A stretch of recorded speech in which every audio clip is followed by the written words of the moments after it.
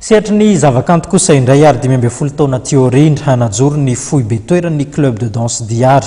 Etsy Antamena no misy ny foibe toerana izany fikambanana mandihy izany. Izy ireo izay mampianatra manofana ihany koa ny olona rehetra tsy mifidy taona afe ny karazan-dihy misy eto Madagasikara.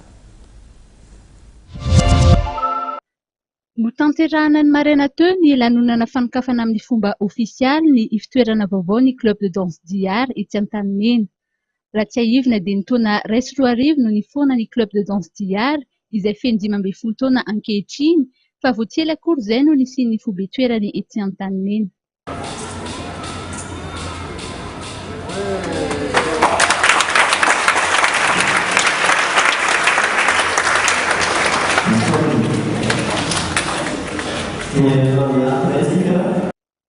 Ankoatra ny faha 15 taona ny club de danse Diary dia mankalaza ny faha 20 taona nandihizany ihany koa ny mpanorona azy.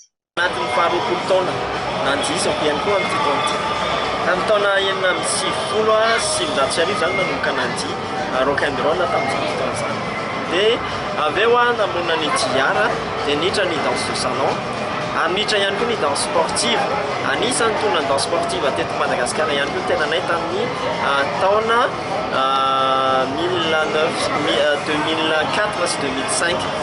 Ary izao moa dia niditra ihany koa ny solo dance ary anisany napitra ny solo dance miaraka amin'ny CID Madagasikara na ny Conseil indépendant de danse eto Madagasikara. Izany hoe tena tiana ny dihy ary mampandroso ny dihy eto Madagasikara indrindra.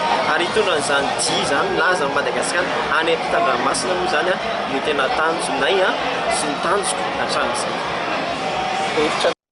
Tsy mitsahatra mivoatra ny dira ny voalazan'ny mpanorona ny club de danse Diary ary mila trandrahana hatrany ny fikarohana samihafa ho fanatsarana ny fahaizana. Ankoatra ny fampisehoana ny fahaiza-manaon'ireo mpianatra moa dia fotoana ny ahafahana miara-mikorana ihany koa ny androany.